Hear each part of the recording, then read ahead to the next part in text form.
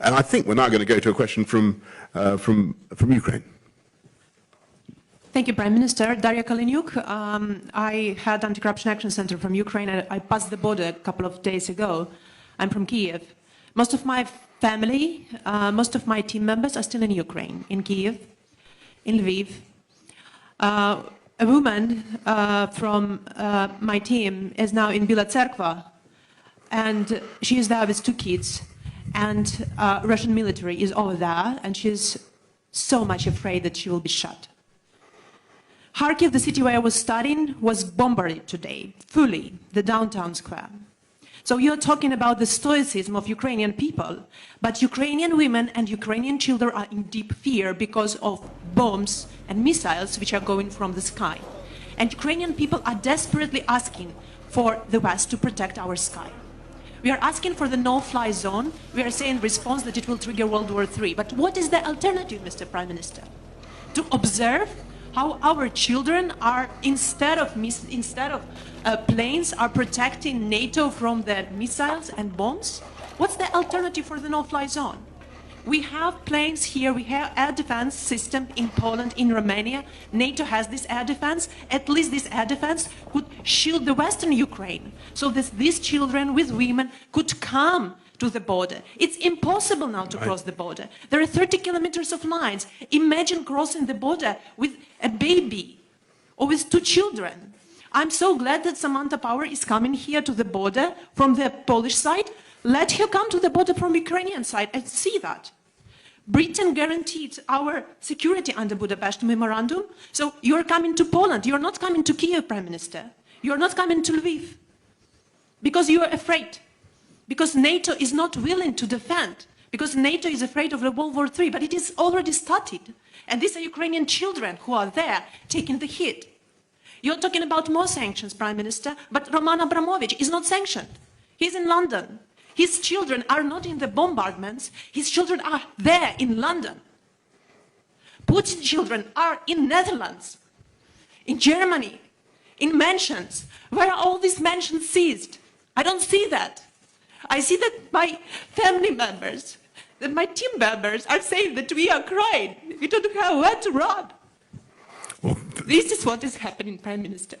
Well, thank you very much for your questions, and thank you for getting here today. And I'm glad that you have been able to get here. And look, I just want to say that I'm acutely conscious that there is not enough that we can do as the UK government to help in the way that you want. And I've got to be honest about that.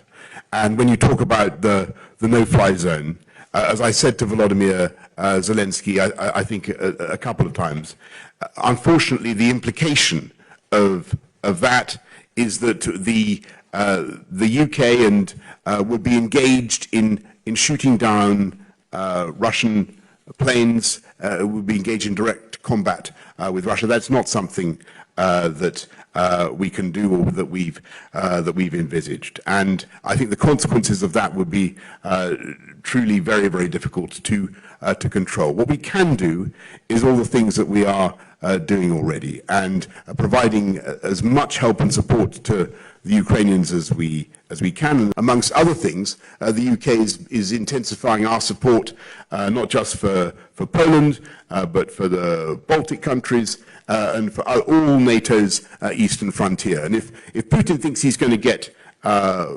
less NATO, he's going to push back on NATO as a result of this action, he is going to be gravely disappointed. All that's happening as a result of what he is doing is that he is strengthening the resolve, not just of the Ukrainians, but the resolve of the West as well. And to get back to your fundamental question about why isn't the West actually coming and giving direct military support? Well, basically for the reasons that I've given. But I think you will also accept that the crisis, the tragic crisis of the Ukrainians is moving governments and peoples, think of the Germans, think of the EU, to do things that would hitherto have been unthinkable.